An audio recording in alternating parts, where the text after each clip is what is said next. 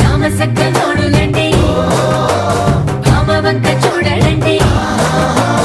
రాయభారం ఎందుకండి రాసి ఉంచినాడు రండి గుండెలోన చోటు సీతకే చూపులే మాటలై